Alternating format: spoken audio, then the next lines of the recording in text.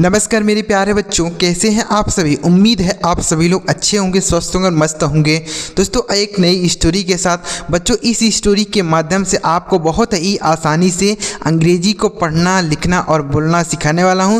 तो अगर आप यह क्लास शुरू से लेकर लास्ट तक देखते हैं तो बहुत ही आसानी से आप अंग्रेजी पढ़ सकते हैं। बहुत ही आसानी से आप अंग्रेजी स्टोरी का हिंदी में अनुवाद कर सकते हैं, क्योंकि इस स्टोरी में जितने भी शब्द होंगे बच्चों, सारे शब्दों के मीनिंग आपको एक एक करके बताऊंगा और कहाँ पे कौन से टेंस का यूज किया गया है, कहाँ पे कौन से नियम का प्रयोग किया गया है, सभी चीज़ें इस क्लास में आपको बताऊंगा। तो पूरा वीडियो देखिएगा और अगर आपको वीडियो अच्छा लगे बच्चों तो लाइक ज़रूर करिएगा। चैनल पर पहली बार आए हैं तो सब्सक्राइब भी कर लीजिएगा। चलिए देखते हैं बच्चों। देखिए, स्टोरी का जो टाइटल लिखा गया है बच्चों, द क्लेवर बॉय। क्लेवर मतलब होता है चालाक, बॉय मतलब होता है लड़का, चालाक लड़का। ठीक है बच्चों, यहाँ पर स्टोरी का टाइटल है चालाक लड़का। तो चलिए पढ़ते हैं और स्टोरी को समझते हैं। देखिए, once a man was going to the market.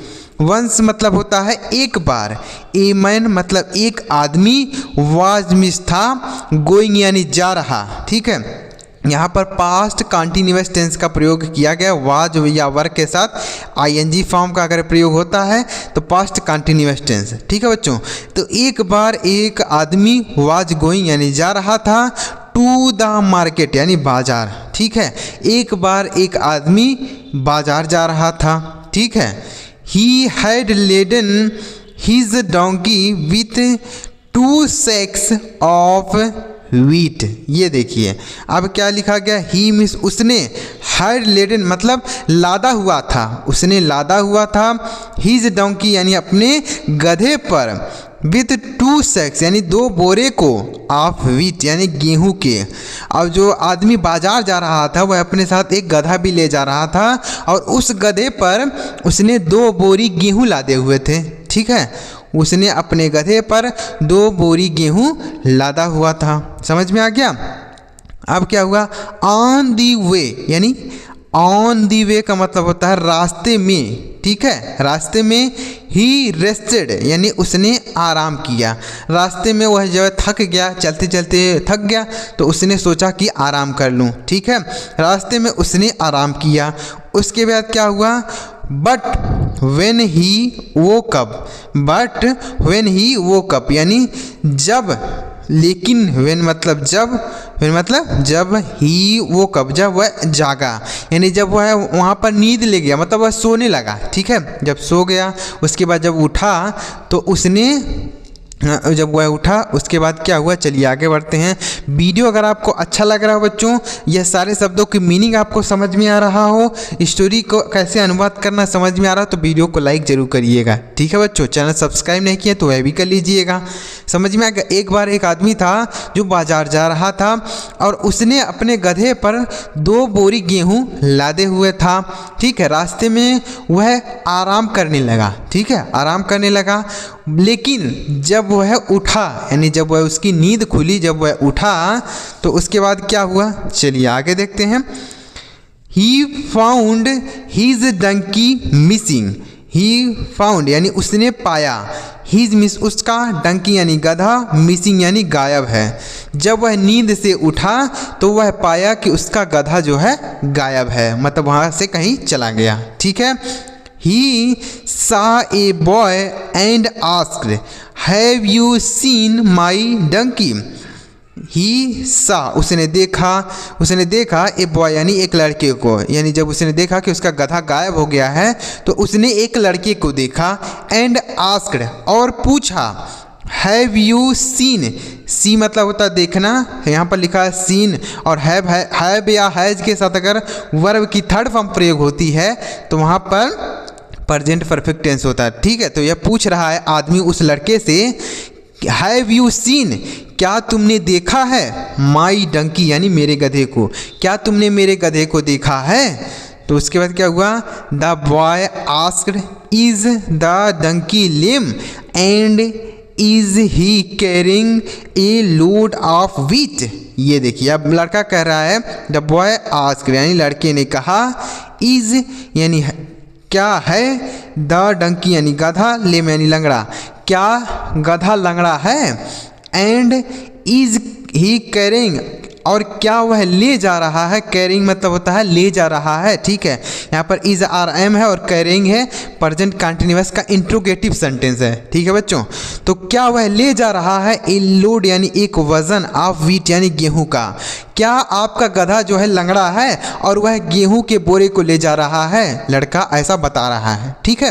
जब उस आदमी ने अपने गधे को वहाँ पर नहीं देखा तो वह एक लड़के को देखा, तो उसने उस लड़के से पूछा कि क्या तुमने मेरे गधे को देखा है? तो लड़के ने कहा कि क्या तुम्हारा गधा लंगड़ा है और वह गेहूं का बोरा लेके जा रहा है? तो आदमी ने क्या कहा देखिए, the man happily replied. The man यानी आदमी ने हैप्पीली मतलब खुशी से, रिप्लाइड यानी जवाब दिया, यस यानी हाँ। Where is it? वेयर मतलब कहाँ, इज मिस है, इट मिस वह, यानी वह कहाँ है, ठीक है। जब उस लड़के ने कहा कि क्या तुम्हारा गधा लंगड़ा है और बोरा लेके जा रहा है गेहूं का, तो उस आदमी ने खुशी से कहा कि हाँ वह कहाँ है। तो फिर लड़के ने क्या कहा, द बॉय आंसर्ड, यानी लड़के ने जवाब दिया। आंसर्ड मतलब जवाब दिया। I have not seen it. I have not seen it, मैंने उसे नहीं देखा है। आई मीन्स मैंने, हैव नॉट सीन, हैवंट देखिए यहाँ पर प्रेजेंट परफेक्ट का निगेटिव सेंटेंस लिखा गया, मैंने नहीं देखा है, इट यानी उसे, मैंने उसे नहीं देखा है। उसके बाद क्या हो, दिस यानी इस, देखिए दिस मतलब क्या हो गया, इस। उसके बाद दिस यानी this made the man very angry. This made यानी इससे बन वह आदमी हो गया, मैन यानी आदमी, वेरी मतलब बहुत, एंग्री मतलब गुस्सा। यानी जब उस लड़के ने उसको बता दिया आदमी को कि क्या तुम्हारा गधा लंगड़ा है और वह बोरा लेके जा रहा है, तो आदमी ने पूछा कि हाँ वह कहाँ है? तो लड़के ने कहा कि मैंने नहीं देखा है। तो जब बिना देखे आदमी कैसे बता सकता है कि वह लंगड़ा है, बोरा लेके जा रहा है? बिना देखे कैसे बता सकता है? तो अब देखिए लड़का क्या कहेगा, ठीक है। जब उस लड़के ने कह दिया कि मैंने गधे को नहीं देखा है तो आदमी गुस्सा हो गया। उसके बाद ही took the boy to the village chief. He means उसने, टूक मिस ले गया, द बॉय यानी लड़के को, यानी वो जो आदमी था वह लड़के को ले गया टू द विलेज यानी गांव के चीफ यानी मुखिया के पास, ठीक है। अब वह आदमी उस लड़के को गांव के मुखिया के पास ले गया। द चीफ यानी मुखिया ने, आस्क्ड यानी पूछा, द बॉय यानी लड़के से, मुखिया ने उस लड़के से पूछा, how could you describe the donkey without seeing it? How means कैसे, कुड यू डिस्क्राइब, डिस्क्राइब मतलब होता है तुम कैसे वर्णन कर सकते हो, तुम कैसे बता सकते हो, द डंकी यानी गधे को, यानी तुम कैसे गधे को बता सकते हो कि गधा लंगड़ा है और बोरा लेके जा रहा है, कैसे बता दिया? विदाउट सीइंग यानी बिना देखे हुए, इट यानी उसको, बिना उस गधे को देखे हुए तुमने कैसे बता दिया कि वह लंगड़ा है और बोरा लेके जा रहा है, ठीक है। वो राजा जो मुखिया था वह पूछ रहा है। तो लड़के ने क्या कहा, the boy took them back to the track and said. The boy यानी लड़के ने, टूक यानी ले गया, देम यानी उनको, यानी जो आदमी था और मुखिया को, बैक यानी वापस, टू द ट्रैक यानी रास्ते पर, वह लड़का जो है उनको उस रास्ते पर ले गया।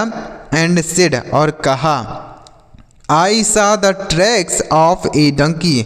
मैंने सामिस देखा, द ट्रैक्स यानी रास्ते को, ऑफ द डंकी यानी एक गधे के रास्ते को मैंने देखा, यानी जो जिस पर गधा गया हुआ था उस रास्ते को मैंने देखा। The right and left tracks, right मतलब होता है दायां और लेफ्ट मतलब बायां, दायां और बायां, ट्रैक्स मतलब रास्ता, ठीक है। बायां और दायां रास्ता वर डिफरेंट यानी अलग था, यानी जो व्यक्ति लंगड़ा रहेगा वह कुछ अलग तरीके से चलेगा ना, तो गधा जो है लंगड़ा था तो कुछ अलग तरीके से चल रहा था, मतलब एक पैर जो है लंगड़ा के चल रहा था, ठीक है। इट मीन्स यानी इसका मतलब है, दैट यानी कि, द डंकी यानी गधा, वाज लिम्पिंग मतलब लंगड़ा रहा था, वाज माने था, लिम्पिंग मतलब लंगड़ा रहा। इसका मतलब है कि गधा लंगड़ा रहा था, यानी उसके जो है रास्ते जो हैं अलग अलग हैं, डिफरेंट हैं, इसलिए मुझे ऐसा लगा कि गधा लंगड़ा रहा है, ठीक है। So some wheat seed were scattered on the ground. Some wheat यानी कुछ गेहूँ, सीड्स यानी दाने, कुछ गेहूँ के दाने वर स्केटर्ड यानी बिखरे हुए थे ऑन दी ग्राउंड यानी ज़मीन पर, और कुछ गेहूँ के दाने ज़मीन पर बिखरे हुए थे। So he must have been carrying wheat. So यानी इसलिए ही मिस्ट वह मस्ट हैव बीन कैरिंग यानी ले जा रहा होगा व्हीट यानी गेहूँ, इसलिए वह गेहूँ ले जा रहा होगा। क्योंकि गेहूँ के कुछ दाने ज़मीन पर बिखरे हुए थे तो मैंने सोचा कि वह गेहूँ लेके जा रहा होगा, और रास्ते को देखकर मैंने यह पता लगा लिया कि वह गधा जो है लंगड़ा रहा है। ठीक है, देखिए लड़का कितना समझदार है, वह गधे को नहीं देखा लेकिन उसके रास्ते को देखकर वह पता लगा लिया कि यह गधा लंगड़ा है और वह अपने शरीर पर जो है गेहूं का बोरा लेके जा रहा है, क्योंकि गेहूं जो है ज़मीन पर बिखरा हुआ था। ठीक है, द जज appreciated the boy's cleverness and told the man to the forgive him.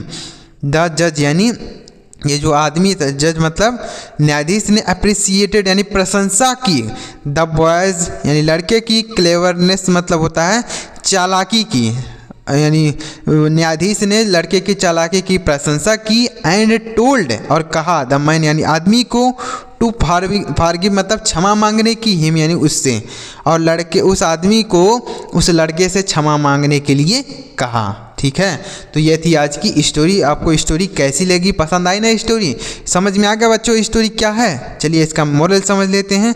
देखिए मोरल क्या है इस स्टोरी का, we should not be quick to जज पीपुल। वी मिस हमें, शुड नॉट यानी नहीं चाहिए, बी क्विक यानी शीघ्रता में, टू जज यानी बोल सकते हैं कि निर्णय करना, पीपुल यानी लोगों के। ठीक है, हमें जल्दबाजी में किसी के साथ कोई निर्णय नहीं लेना चाहिए, किसी के साथ कोई भी गलत व्यवहार नहीं करना चाहिए। ठीक है बच्चों, तो ये थी आज की स्टोरी। यानी वो जो लड़का था वह बिना देखे हुए वो बता दिया कि वह गधा लंगड़ा था और अब बोरा लेके जा रहा था। ठीक है, गेहूं का बोरा लेके जा रहा था। कैसे पता लगा लिया? क्योंकि उसने उस गधे के रास्ते को देखा, यानी जिस रास्ते पर गधा गया था उस रास्ते को देखा, उस पर जो है अलग अलग रास्ते बने हुए थे, मतलब उसके पैर के निशान बने हुए थे और उस पर गेहूं के कुछ दाने बिखरे हुए थे। तो उससे वह पता लगा पाया कि गधा लंगड़ा है और गेहूं का बोरा लेके जा रहा है। ठीक है, तो उस आदमी को जब यह चीज़ बताया तो आदमी गुस्सा हो गया कि ये गधा को बिना देखे हुए कैसे बता सकता है कि गधा लंगड़ा है और बोरा लेके जा रहा है। तो आदमी गुस्सा हो गया, तो उसने उस लड़के को जो है मुखिया के पास ले गया कि ये मेरे से मजाक कर रहा है, गधा देखा है इसने लेकिन मुझे बता नहीं रहा है कि गधा कहाँ पे गया है। ठीक है, तो उस मुखिया ने उससे पूछा कि कैसे तुमने बता दिया, बिना देखे हुए कैसे तुमने बता दिया कि गधा कहाँ पर गया है, कहाँ पर नहीं गया है, लंगड़ा कैसे है। ठीक है, तो उस लड़के ने ऐसा बताया। ठीक है बच्चों, तो उम्मीद करता हूँ आपको स्टोरी अच्छी लगी होगी।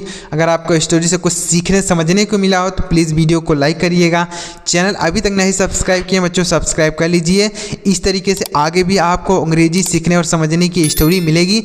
छोटी छोटी स्टोरी लेके आता हूँ, आगे आपको बड़ी बड़ी स्टोरी भी सुनाऊँगा, साथ ही आपको हिंदी मतलब आपको सारी मीनिंग भी बताऊँगा। तो सब्सक्राइब करके रखिए। चलिए मिलते हैं प्यारे बच्चों अगली वीडियो में किसी नई टॉपिक के साथ। वीडियो देखने के लिए आपका बहुत बहुत धन्यवाद।